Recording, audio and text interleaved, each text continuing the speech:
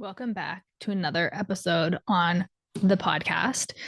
I just got off a podcast interview with a parent coach and author, and the conversation we had was so inspiring and so powerful. And I've been feeling this shift happening within me lately. And when I was thinking about what I wanted to talk about today, we'll talk about the new moon that's happening on Sunday, of course, because it wouldn't be a podcast episode if I didn't talk about the astrology in some way. But I think what's more important and prevalent to talk about right now is this sort of shift, because I'm not the only one experiencing it. But what I think that is so beautiful about it is this like softening into myself, this understanding of spirituality, of the universe, of source, of relationships, of connection, of just, I think, who I am.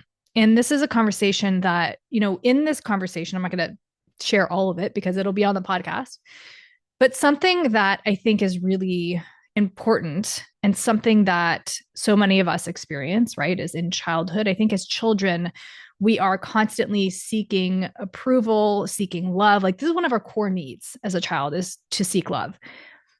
And what happens is we learn the ways that our parents, especially highly sensitive, I think everybody is nuanced and everyone is beautiful and everybody is their own. And it's always so fascinating to me how children or adults become who they are based on how they were raised, and how one child wasn't affected by the wills of a parent and the other child is affected greatly, right?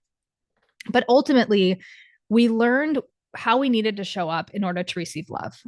And this is where attachment theory comes in, because if you're a dismissive avoidant, what typically happens with dismissive avoidant adults is that at children, they received a lot of neglect. And so they had to come inside and care for themselves, right? They had to nurture themselves. They had to love themselves, or they had to, I don't even know that love themselves is really the right word, but they had to show up for themselves. They had to tend for themselves. They had to care for themselves, right? And I would hope that as an adult, they would love themselves. But there's this piece of just really seeking this validation, seeking to be seen, seeking to be loved, right? And a lot of times we contort and we twist ourselves to fit into these boxes that weren't really made for us, but that's how we were taught would get us that love that we were seeking. And, my journey has been, of course, for me, it's been challenging, but I think, emotionally is a big piece that I've worked through, is emotions and showing up in relationships. And I think just self-confidence, right? Self knowing my worth, showing up in my confidence. And that in itself has been a whole journey. But over the past year, I've really felt this acceptance of just like being who I am. And I think that when I look back on all the ways that I felt like I twisted and morphed my body, and I always say in relationships in the past, right? It was like I was just being shoved into this little box that like I just didn't fit in. And I never quite understood it, right? I didn't have the personality that was, and I say this with a caveat, right? But I didn't have the personality that was like, look at me. And I used to get really triggered by those types of people. But as a Leo moon and rising, of course, that's part of who I am. But I felt like I had to suppress those parts of myself in order to receive love, in order to be seen. And it's really been interesting witnessing and beginning to unhook from all these narratives that I had. And a big narrative that I hold is that if I'm emotional, people will leave me. If people see how emotional I am, if people see how intensely I feel, they will leave me. This is a narrative that I picked up. And so for a lot of my life, in my late teens, early 20s, I used to pride myself, and I don't cry. I'm like that, the guy's girl. A lot of my friends were guys and really get along that well with women. Um, and I remember when I was married with my ex who was in the Navy, and I felt like we would go to people's houses, right? And it was like this expectation that the women were going to go do this and the men were going to go do this. And I remember like hating that. Like, I didn't want to be separated. I wanted to hang out with the men, and I wanted to like, and partly that was part of like my wounding of not wanting, feeling judged or whatever, but also like, I think maybe feeling more validation or feeling more seen when I was around men. And like I said, over the last year, there's so much that's been peeled back, so much that I had two, I would say dating. It was pretty quiet on the dating front, but there were two men that really I felt like were massive mirrors for me. Neither of them were long, and neither of them were significant in the sense that, we weren't it wasn't like a boyfriend or anything like that, but just two souls that came into my life at a moment where I needed that reflection to see where I needed to do the work and to see my pain and to see where I still needed to show up. But through that, I was able to accept myself a little bit more. And I think that the softness and the shift that I'm feeling is this settling into myself. And we all have different journeys. I'm 39, and I feel like over the last, probably since my nodal return, has really enhanced that, right? Or has really intensified my need to accept myself, to be okay with myself. And 2025 just stripped so much away that it got to a point where I had to accept myself. I had to find peace within myself. I had to love myself, because all the outside noise and all the storm that was brewing on the outside could have easily just like swept me up and spit me out somewhere else if I had allowed it. But I was like, I had to be the anchor in my own storm. And I had to find love for myself. And I think one of the most powerful things that we can do for ourselves is spending time in our own inner world, in our own inner experience, exploring the edges of our consciousness, exploring what we value, what we believe in, who we are, exploring our triggers, exploring the things that are uncomfortable, exploring the things that we don't want to face about ourselves, accepting all of the emotions and why, and peeling in. And it's like, sometimes that journey can be super long, or it doesn't have to be super long, but I think sometimes that journey we avoid it because we don't want to face the discomfort and the pain of what's actually inside of us. But it's actually such a beautiful experience to come inside and to do that work. The podcast interview I was just on, the woman is a highly sensitive, and she has a undefined solar plexus, and she was talking about being able to feel the emotions of others. And I asked her, is the emotions of others, is it a different texture for you? Is it a different frequency for you? Like, how do you separate? How do you witness that? And how do you understand that? And you'll hear the episode when it comes out. But she described it as being because of that work, because she came inside first and just got, and she works in the world of highly sensitives, right? Because she got so familiar with what she feels like, it's easier to witness. Like she said, the emotions of others don't feel like a match to her, and she can feel it. And so often we don't explore ourselves enough. And this is a practice that we do inside Holistic Human Design Academy, now Astro Design School. Anyone that works with me in any sort of capacity, clients, students, this is an exercise I love to do that I actually learned from Lauren Aletta years ago when I was in one of her classes. When you come inside, and I think with Lauren, we were simply just in meditation, kind of exploring the body, but I loved it so much and it was so powerful for me that I do it now when I feel a heightened emotion, but we can do it at any point. So if you're listening and you want to do it, make sure you're not driving, but like I said, for me, more specifically, I do this when I'm really activated. So instead of avoiding, suppressing, shutting down, bypassing, not witnessing all of the things, when you're feeling an emotion, and it can be something so small. I do this, this morning I was journaling or I was reading, I think, and something made me feel, I got a little tight in my chest. And instead of just like moving on and carrying on with my day, I actually just sink into it. Be like, and the thing is, our mind wants to know. And sometimes there is no answer. I don't know why I felt that tension in my chest, but I think just being with it and allowing it is the thing that allowed it to move, to shift. But okay, back to the practice. So what I love to do in a practice is like, if you're feeling something, so for me, understanding what expansion feels like and what contraction feels like.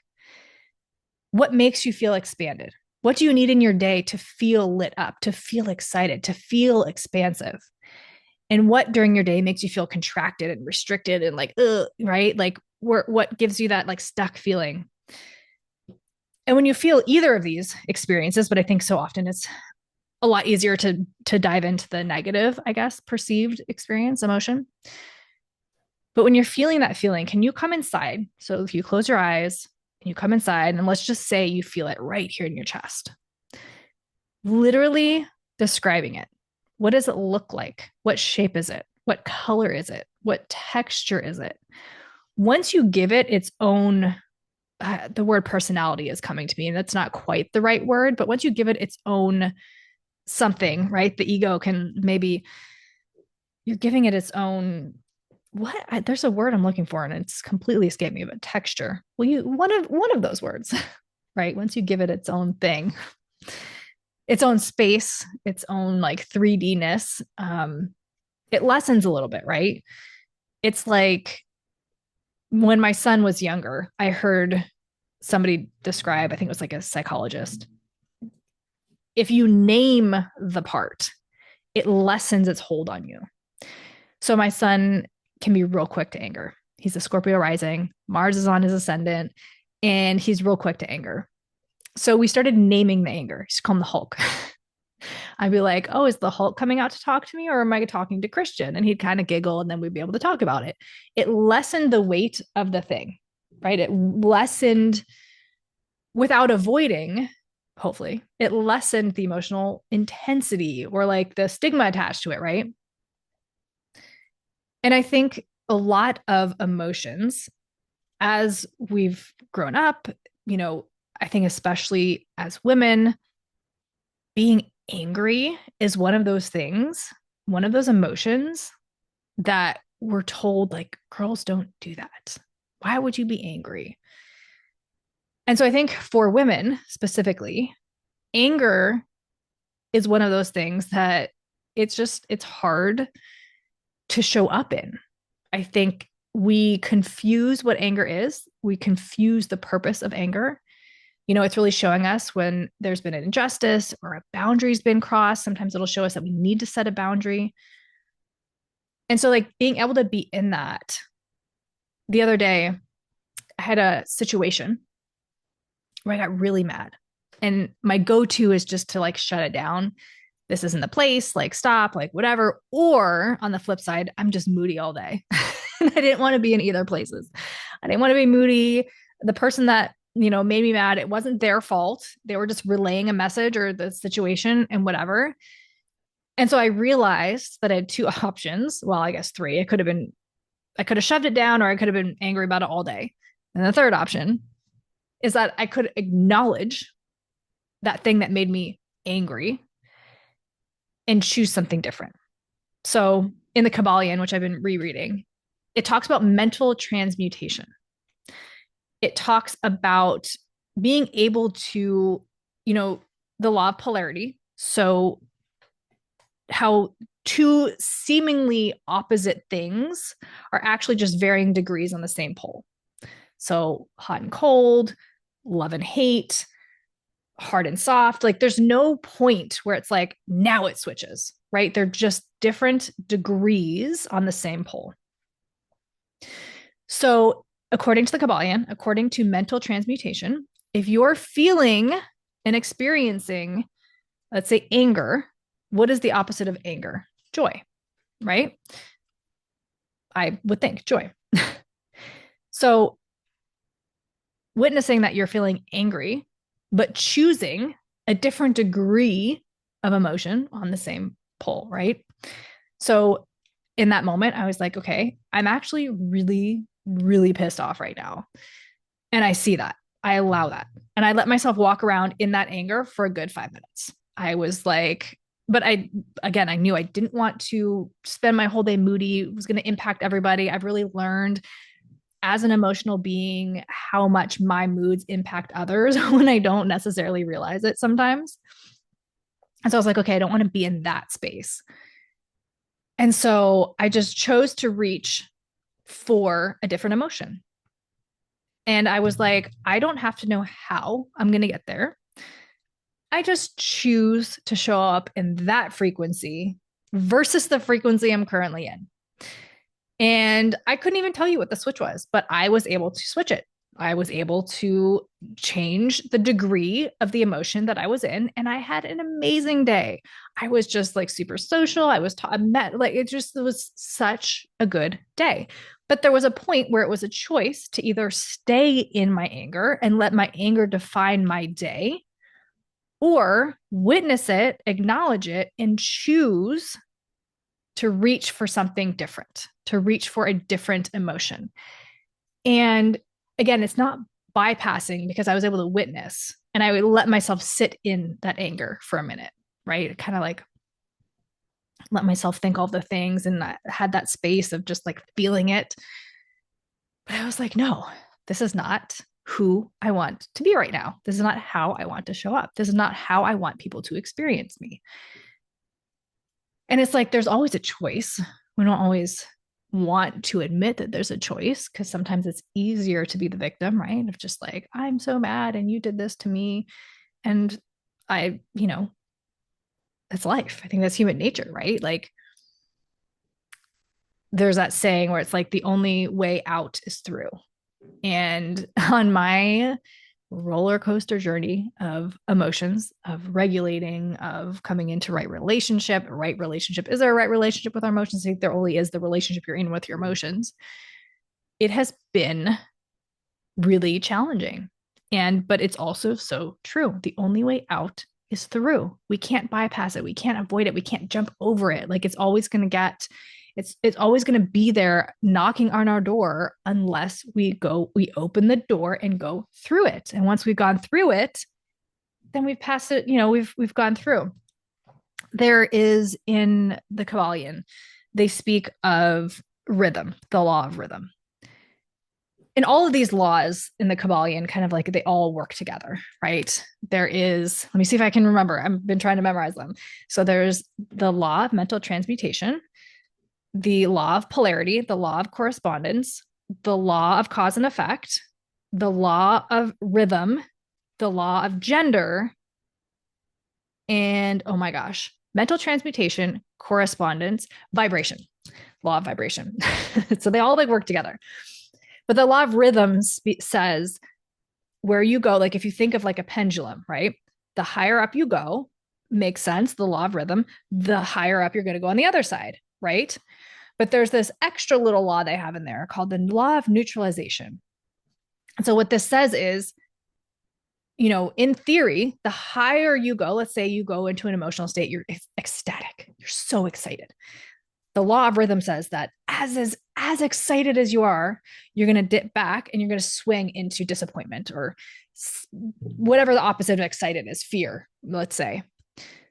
There's a law of neutralization that says you can swing to varying degrees, in and out in the side of excitement and not have to dip back into the negative side. Does that make sense? So you're still swinging, you're still going in, you're still going out, but you don't have to go all the way back out to, let's just say, joy and sadness, right? You don't have to swing all the way, or excitement or depression, I guess is the word that's coming to me. And it's not going to happen overnight, right? I think that there's varying degrees where you're going to go up and you're going to go equal points down. But with this new law of neutralization, then maybe you'll go even further up. You're going to go equal parts down, but it's not going to be as lower because you went further. Then you're going to go further up. And so you can eventually get to the point where you're in this law of rhythm in the high vibration and not having to dip so low into the low vibration, right? And so as I've been reading this and as I've been going through it again, and as I've been just working on myself and all of these things and having these awarenesses and realizations, and it's just been like, it's been an interesting year because actually, so I've been in Texas for 11 years now. Gosh, I think almost 12 years. It's been a really interesting place for me in my life because most everywhere that I go, I always make friends. I always have connections. I always have a base of people. Texas has been this place where I feel like I have not yet found that. I mean, I have a lot of acquaintances. I've met a lot of people here, but I don't know that I don't have like a group. I don't have a community. We'll say that. My community currently is online. And they're amazing human beings, but they're not in my day-to-day, like physical existence reality. It's been a really weird experience here. And so specifically, over the last, let's 8 years that I've been single, my community, I guess, has primarily been men that I'm dating, just people that I hang out with, right? And so obviously when you stop being romantically involved in somebody, it's it's hard to like stay and hang out and all that kind of stuff. So it's been this really weird thing. So the last year I said that there was two men that like were massive mirrors to me. And I've met people over the last year, and I've hung out with people here and there. And always in the summer, I have more of a social life when my kids aren't here. Um, but this past year, everything that I've been moving through, everything I've been sorting through, everything that's been pulled from me has really allowed me to come inside and do the work and really get even deeper into relationship with myself and who I am. I also feel like over the last couple years, I've really been leaning into my Venusian energy. So this is something I've talked about it before too, but I feel like what was so valued growing up was more the masculine energy, the assertion, the hard work, the taking action, the being bold, the being loud. And although we need a balance of all of it, right? The masculine, oh yeah, the law of gender, right? I did say that in the Kabbalion, but there is the law of gender, and it's not men and women, it's not sex in the 3D, it's energetic frequency of masculine and feminine, and we need a balance of it, right? It's like the law of rhythm. We need it. What goes up must come down, as above, so below. Like we have to have this balance of the two of them. But in my life, being a single mom, making decisions and working and all the things, like I was so much more leaning into my masculine. And when I reflect on relationships in the past, I feel like I never fully felt in my feminine era, we'll say my soft girl era, we can call it that, right? Soft girl energy. I was always like, I felt like I had to be a certain way. And so being so Venusian, like in astrology, my rising is Leo. So my sun is my chart ruler. My sun is in Taurus, and Taurus is Venus ruled. And I have a Taurus stellium. Taurus is my midheaven. So career wise, like there's all this softness, this Venusian sort of energy that I've really been craving. And so I feel like I've really been leaning into that, like softening into myself and just like the way I relate to myself and others and showing up. And it's been this really big reflection year, right? Of like, who do I want to be? And even like listening to podcasts and listening to podcast hosts, I think the ones that I love the most, that I resonate with so much with the most, and one of my favorite questions in podcasts is when somebody explains something and they're like, what does that mean to you? Or like, tell me more about that, right? Like, I don't know. I just like love that.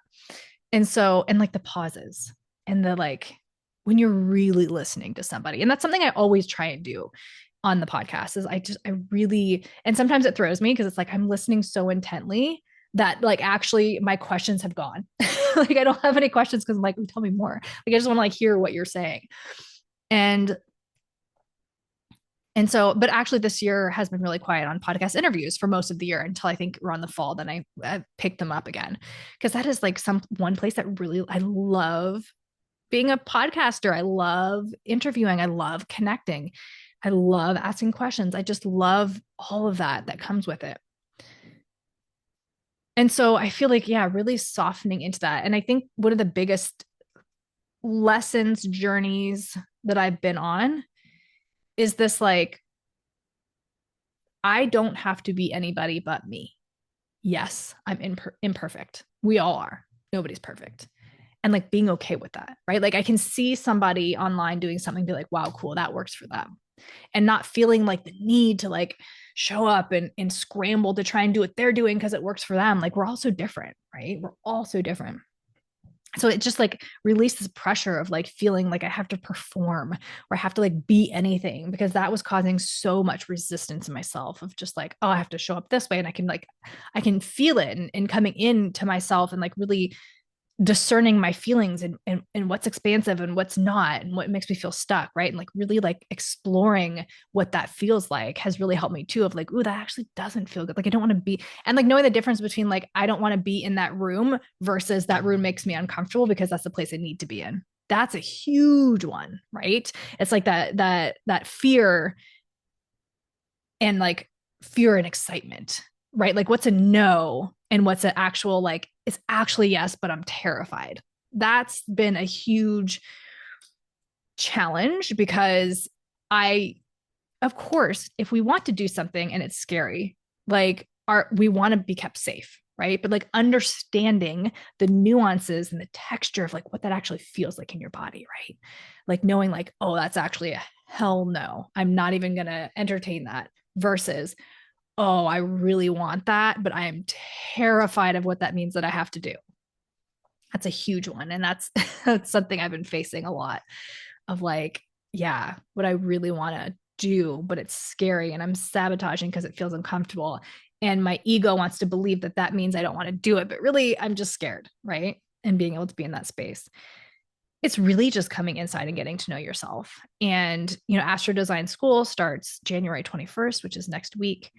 And this is a year-long program where we're really going to be exploring that. We're really going to be exploring our inner world through the lens of astrology, human design, gene keys. We're going through the seasons. We're understanding the gates. We're understanding the signs and the blue. We're like, this is that, 3E method. I was revisiting some of my old marketing content yesterday, and I was like, yeah, that I don't know why I stopped talking about that, but it's like educate, evolve, educate, embody, evolve. Those are the 3 E's, right? It's like I'm always a learner, will always be a learner. There's no way around it. I actually wish I could grab my Kabbalah book. I actually might be able to. Hold on, let me see. Okay, there was something in here that I wanted to read. And let me see if it's in here, if I can find it. But okay, yeah, this is the very first thing. Okay, so educate. I will forever be a student. My Venus is in Gemini. I love learning. I love information. I always say if I could learn, I just want to know the secrets of the world. I want to know everything that I can about as much as I can because I just love knowledge. So there's always going to be that piece. I'm always going to be the teacher in that sense. Like I want, yes, I want you to embody it. I want you to be it, but I want you to understand on a logical level. I can't bypass that part of who I am. And I love that. So that educate is the very first piece. We're learning these things, but embody. We're not just learning. This isn't just an intellectual game because this is what the Kabbalion says. The possession of knowledge, unless accompanied by a manifestation and expression in action, is like the hoarding of precious metals, a vain and foolish thing. Knowledge, like wealth, is intended for use. The law of the use is universal, and he who violates it suffers by reason of his conflict with natural forces. The possession of knowledge, unless accompanied by a manifestation, expression, and action, is like the hoarding of precious metals, a vain and foolish thing. It is intended for use. So that embody piece of it, right? We have the information, we have the knowledge, because if you're like me, and if you're like the women that I've worked with, it becomes this mental trip. You're trying so hard to intellectualize, to understand, because we think that's going to make it land, right? But we have to like come in and do the work. So the embodied piece is like, okay, now that we understand those things, what does it actually look like? What does it feel in our body? How does it show up for us, right? And doing this by the seasons, doing this seasonally allows us to really explore that. And journaling is going to be a part of it. So if you don't have a journaling practice and you join the program, you will be journaling because that is a part of it. And what I love about journaling, once we get in the habit of it, is a way to embody this information, a way to witness it and see it and come into it. Because we're so much, life is just fast, right? And then that final evolve piece is like over that time, we get to look back and we get to look at the patterns. We get to look at the cycles of things. We get to look at how things impacted us. Then we can look forward. And now that we've learned how to use the transits, now that we've learned how to embody and come into relationship with ourselves and our emotions and just like who we are, that's when the evolution really starts, right? And so if you were interested in the program, it starts January 21st. The link is going to be down below. You can pay in full or you can pay in 12 month or pay monthly. But it's going to be really beautiful. I'm also thinking of how to incorporate a little bit. I'm going to switch up the way I'm doing Substack too. And there's going to be a variation of that. And I think it might just be an elongated. Is that the right I'm looking for? Elongated, extended. Extended is the word. What I'm thinking is just doing an extended moon circle that encompasses a little bit more of the season. So it would be a new moon circle for the season that we're in, and just kind of like diving in a little bit deeper into that, and just doing, whoever subscribed, having a live call once a month for that moon circle. And that will start probably for the new moon in Aquarius. So keep an eye on that if you are not subscribed to the Substack. consider subscribing and just, supporting. And right now there's blogs, posts, new moons, the podcast goes out there. And I just started adding the weekly transit updates for subscribers as well. And yeah, because I just feel like where I'm at now versus where I began, obviously is so dramatically different. Like we're always changing. And I think that coming to this 7-year point in human design, they say it takes 7 years to completely shed every cell in your body and 7 years to potentially create a new being. And that's what, human design is based on, is these 7-year cycles. Actually, everything is based on 7-year cycles. 7 years is just, 7 is a spiritual number. And so it's like wrapping up the 7-year cycle and just feeling the shift and knowing, that saying, it's like the more I know, the more I don't know. Like 100%, there's still so much that I am like still learning, and so much that I still have to do, and so many places that I still, need to explore just in myself. But yeah, that's where I feel like I'm at this really soft, grounded, different space. Like, because I feel like before it was this rush to be seen, maybe this rush to fill the space, this rush to be something. And now it's more of a comfort and confidence. That saying too, all full of sayings today. Confidence isn't walking into a room and knowing that everybody likes you. Confidence is walking into a room and not caring if they do or don't, right? That's the magic point of confidence. You have people who walk in and it's more arrogance, right? Where everybody likes me. But it's actually like walking into a room. I'm so attracted to grounded confidence. When a man has that, and I'm sure men, if you're listening, when a woman has that grounded confidence, I mean, there's something magnetic about it where you're not performing, right? And I'm not saying that I'm never performing, but again, going back to exploring myself more, like I can feel when I get there. And so then I can pull back my energy and just be like, what's this about? Why do I feel like I'm performing right now? Why do I feel like I have to show up in any way other than just like who I am in my energy? And that's a scary place to be, because it's like you're in the middle phase of like, oh, I'm not that person. I feel myself slipping into that person, but I'm not quite this person yet, because I'm still finding myself in here. And so it's like this balancing act. But I think just the point, I think, of all of this, today's conversation, is just exploring yourself more deeply so that you can be aware of your patterns and so that you can just be comfortable with it. And yeah, it's not always comfortable. Like I always say, for me, I'm good if I'm not romantically involved in somebody. That's where my work is. That's where my big work is.